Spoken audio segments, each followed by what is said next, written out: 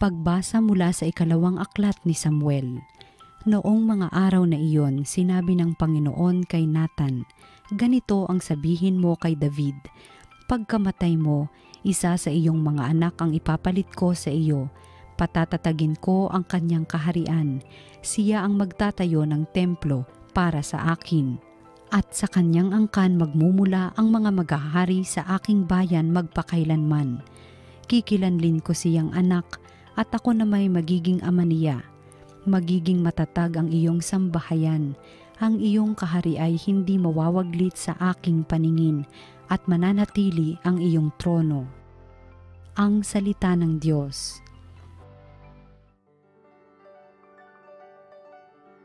Lahi niya'y walang wakas, kailan may hindi lilipas.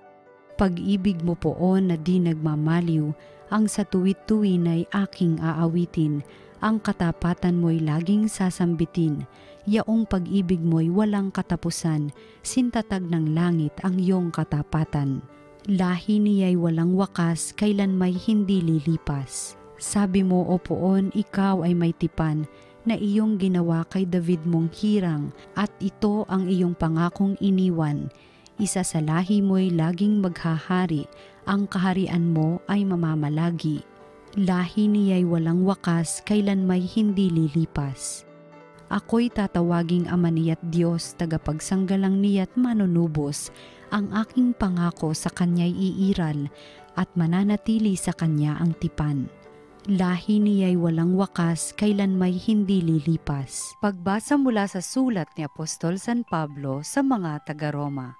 Mga kapatid, ipinangako ng Diyos kay Abraham at sa kanyang lahi na mamanahin nila ang sanlibutan, hindi dahil sa pagsunod niya sa kautusan, kundi sa kanyang pananalig sa Diyos, at sa gayoy siya'y pinawalang sala. Kaya nga, ang pangako ay nababatay sa pananalig upang ito'y maging isang kaloob sa lahi ni Abraham, hindi lamang sa mga sumusunod sa kautusan, kundi sa lahat ng nananalig sa Diyos. Tulad niya, yamang siya ang ama nating lahat. Ganito ang nasusulat, "Ginawa kitang ama ng maraming bansa." Ang pangakong ito ay may bisa sa harap ng Diyos na kanyang pinanaligan. Ang Diyos na bumubuhay sa mga patay at lumikha sa lahat ng bagay. Bagamat wala ng pag-asang magkaanak, nanalig pa rin si Abraham na siya'y magiging ama ng maraming bansa, ayon sa sinabi sa kanya, "Kasindami ng bituin ang magiging lahi mo," kaya't dahil sa kanyang pananalig, siya'y pinawalang sala. Ang salita ng Diyos. Salamat sa Diyos. Ang mabuting balita ng Panginoon ayon kay San Mateo. Si Jacob ang ama ni Jose na asawa ni Maria. Si Maria naman ang ina ni Jesus na tinatawag na Kristo. Ganito ang pagkapanganak kay Hesukristo. Si Maria na kanyang ina at si Jose ay nakatakda ng pakasal, ngunit bago sila nakasal, si Maria ay natagpuang nagdadalang tao. Ito'y sa pamamagitan ng Espiritu Santo. Isang taong matuwid itong si Jose na kanyang magiging asawa, ngunit ayaw niyang mapahiya si Maria, kaya ipinasya niyang hiwalayan ito ng lihim. Samantalang inisip ni Jose ito, nagpakita sa kanya sa panaginip ang isang anghel ng Panginoon. Sinabi niya sa kanya, "Jose, anak ni David, huwag kang matakot na tuluyang pakasalan si Maria, sapagkat siya'y naglihi sa pamamagitan ng Espiritu Santo. Manganganak siya ng isang lalaki at ito'y panganganlan mong Jesus, sapagkat siya ang magliligtas sa kanyang bayan sa kanilang mga kasalanan." Nang magising si Jose, sinunod niya ang utos ng anghel ng Panginoon. Ang mabuting balita ng Panginoon. Pinupuri ka namin, Panginoong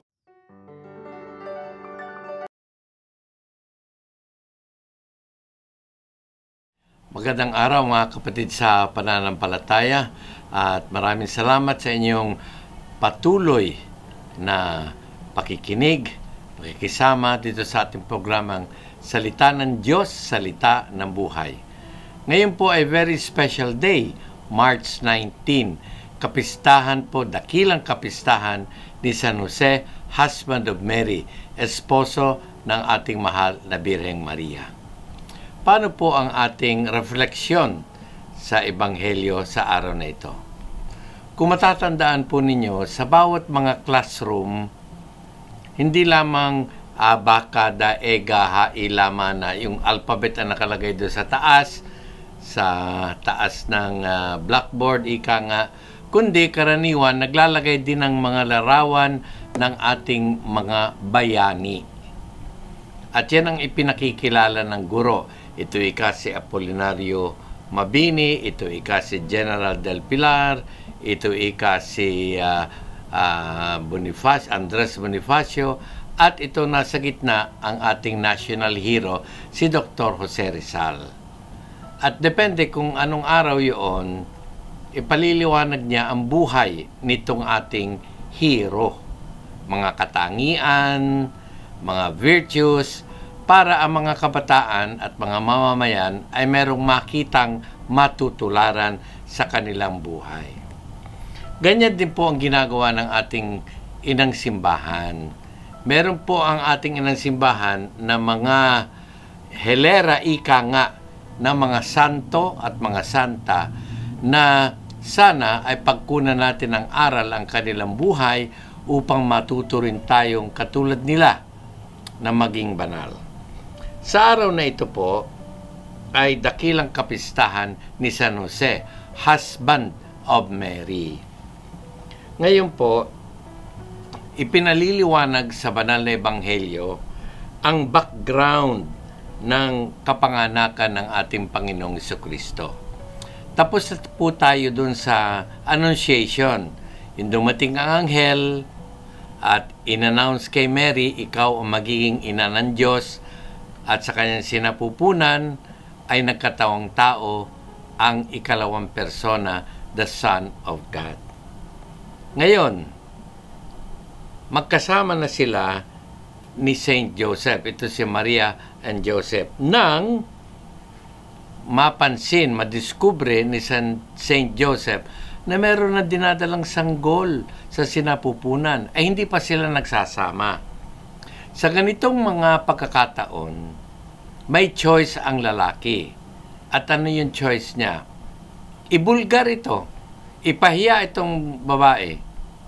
At may kaparusahan yan.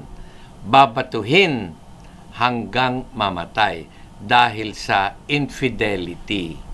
Ayun. Pero, ito na.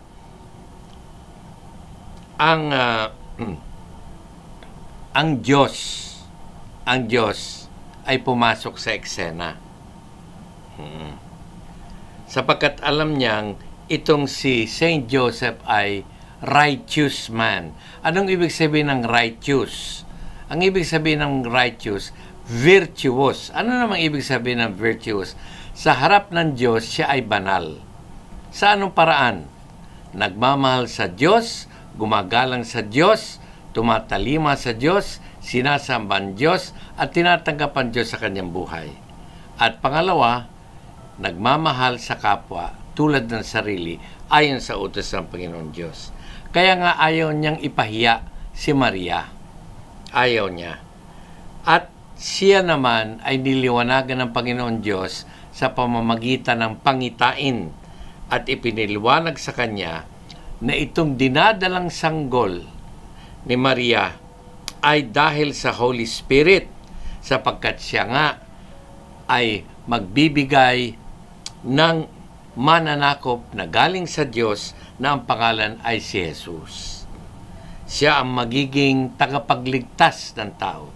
So sa pamamagitan ng oo ni Maria, naging tao ang Kristo sa buhay ng sanlibutan. Ngayon, nung nagising si Saint Joseph, naliwanagan siya. Kaya nga, sa halip na ipahiya niya, si Maria ay tinanggap niya ito at pinakisamahan sa kanyang tahanan. Ano ang iba pa mga aral na makukuha natin dito? Una, bukod sa pagiging righteous, banal, matuwid sa harap ng Diyos, nagmamahal sa Diyos, nagmamahal sa kapwa, matuto tayong igalang din ang ating kapwa. Huwag mag-condemn, huwag maging suspicious, huwag ikahiya ang kapwa. Igalang ang reputasyon, igalang ang pangalan ng ibang tao. Katulad ng ginawa ni Saint Joseph, hindi niya ipinahiya ang ating mahal na Birhen at siya'y ginantimpalaan ng Panginoon Diyos ng pagpapaliwanag sa kanya kung ano ang tunay na sitwasyon na si Maria ay hinirang na maging ina ng kabanal-banalang anak ng Panginoon Diyos. Kaya nga mga kapatid, sa pananampalataya, napakahalaga ang papel ni Saint Joseph sa ating buhay. Hindi lamang siya tagapagtanggol ng mahal na Birhen, kundi tagapangalaga, foster daddy, ika nga, ng mahal na tagapagligtas na Panginoong Jesucristo. Subalit higit pa dyan, si Saint Joseph ay itinilaga sa atin bilang patron ng simbahan, patron ng malapit na mga mamamatay, at patron ng ating buhay upang tayo ay gabayan, turuan, at akayin sa tamang landas. Kaya mga kapatid, sa pananampalataya, nagagalak tayo sa kapistahang ito ni Saint Joseph, husband of Mary. Hari nawa, matuto tayo sa kanyang magagandang halimbawa, pagmamahal sa Diyos, pagmamahal sa kapwa, ng may paggalang. Yan mga kapatid, ang ating iisipin, pagninilayan, at higit sa lahat ay gagawin. Saint Joseph, pray for us.